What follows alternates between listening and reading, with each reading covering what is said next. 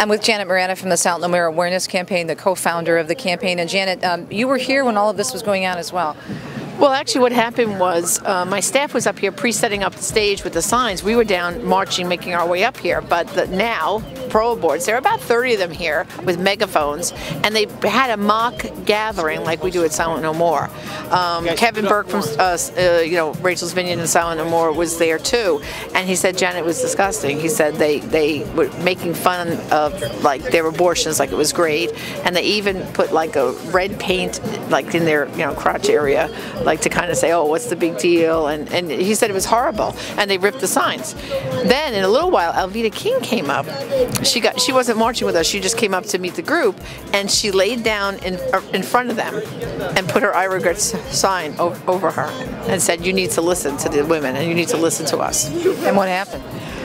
The couple of them were saying, look at who this black woman is, and someone else said, she's Martin Luther King Jr.'s niece. You better listen to her. She knows about this. She's had 2 abortions. So, and then of course, the police came and kind of got them away from the women and everyone, and we got set up to start our gathering. So there were both women then damaging some of your signs and whatnot, yes. And they were also lining the streets. Was this kind of happening at the same time? Yeah. Well, first they did the damage, okay, right. But then as soon as the march fell, I believe it or not, they were kind of trying to get near this stage that we have here, the little setup, and mock the women, and kind of say our abortion was great, it was wonderful, and then so they were both interrupting the actual Silent No More event and the march. They were trying to do both. But as soon as the bigger crowd came up the hill here and turned onto First Street, they went to the curb, because then they started screaming and screaming, yelling at all the pro-life people coming up. But you know what happened? In about a half hour, they all left, because now they got surrounded.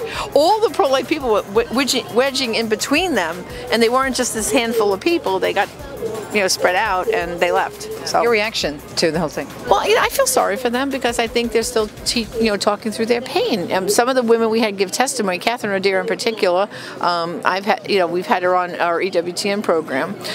She had an abortion, and she said, I was pro-choice. I was pro-choice feminist, and to justify what I did, I went and worked at the biggest Planned Parenthood in Boston. And she said, I stayed in that environment for a very long time until my life spun out of control and I started to face what I did. And she said the things like, they used to call the children, the babies, pieces of children, and mock it and joke. So this is almost a demonic attitude that goes on, and until she was converted. So those ladies that we hear from now earlier, mocking us and doing all that, it's the same kind of thing. They're in this mindset, and I pray. We all pray to God that one day they'll be converted. The Catherine was converted. She was a Card Carrying Now member. And so I believe they all can be converted, right? Because it's the mercy of the Lord that will get them around. I'm here at the steps of the Supreme Court with 2 of the women from the Silent No More Awareness Campaign who actually witnessed the pro-choicers showing up here and stopping the march. Now, when this was occurring, many of us were still down Constitution Avenue. The ladies get here early to set up and to greet the people as they're turning the corner. And let me introduce you to these ladies, and then they're going to explain exactly what they saw and what happened.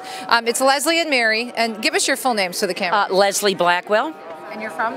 From Richmond, Virginia. Okay, Mary, I know you're from Minnesota. Mary Eisman, Owatonna, Minnesota. Okay, and Shelley is from right here in Michigan. Yep. Yes. All right, what did you see? Normally you come here and you turn the corner and you... As we were approaching our area, right in front of the Supreme Court, it was hard for us to get through because there were all the demonstrators on the other side right there. It was almost, we could hardly get through to our place, and I guess they kind of moved out. They were holding us back, but then got right over here, right in front, and the whole march stopped. And the police had to come, and it got a little testy there. They literally had the entire road blocked. It was blocked. First, it was the sidewalk right in front of where the women give their testimonies, and it was very, very with megaphones and violent, and just, I mean, it was ugly. And then they were here, and then there was another group of them that blocked, and no one could get through.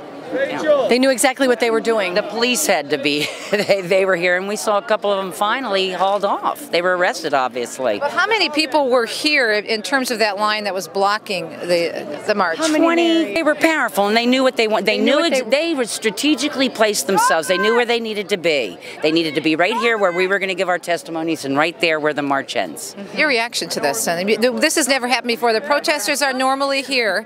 There's usually about a dozen of them. But this is the first first real, I would say, organized effort to stop the march. Well, and it just goes to show you how desperate they are, Teresa. They're nervous. They're running scared. It was just it was so disappointing. It was a lot of young women, and you could see their anger.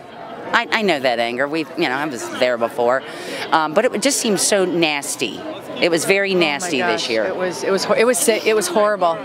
It was a horrible spiritual warfare going on.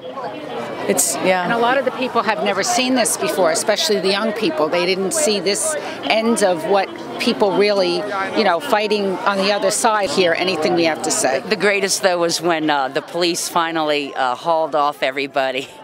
The cheers. I mean, the cheers, the whistling. It's just so nice to be here with all these pro-life folks. And now, did it ever get violent at any point with the other? It got really testy. Yeah. You had the huge. We are the pro-life generation, all the kids, and they just got right up. I mean, it was face to face, and the cops were around. I mean, it did. It was getting scary, and we were all kind of told move back.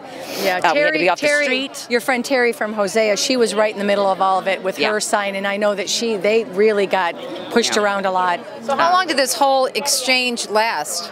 A good 45 minutes. Yeah, a good 45 minutes. I mean, it's held up the march. Yeah. They're still marching here. Yeah. This should have been pretty much over. Yeah. But they were strategic. They knew exactly what they wanted to do. But they weren't successful. No. How about that? Yeah. Thanks, ladies. Appreciate it. Continuing our discussion on what happened here this afternoon at the Supreme Court. Now, Terry, give us your full name and where you're from. My name's Terry Beatley. I'm from Virginia, and I'm the president and founder of Hosea Initiative. And a pretty ugly situation this afternoon. Oh, it was ugly because we actually ran up here early to get the banner up, the banner about Dr. Bernard Nathanson, who co-founded NARAL. So we were actually ahead of the march, and all the pro-abortion-minded women were literally blocking the road, and they kept it blocked up for, a good 45 minutes at least. The policemen were there, and I don't know why the policemen did not arrest them in the beginning, because it gave them 45 minutes of time blocking a very legal, permitted march. So, but they were angry. They did their thing, but we stood firm and standing up for love and for life, and we were nice. And how many arrests about did you think there were? My guess would be, there were probably 45 people on the pro-abortion side, and I don't know if all of them were arrested, but eventually, after about 45 minutes, they removed them. And I mean, it was peaceful on our part. And I do believe we showed them lots of love and patience. I mean, a tremendous amount of patience. Actually, so much patience that the police told us to get off the road and move to the sidewalk while they arrested all the pro-abortion-minded women. So, your thoughts after seeing that this afternoon?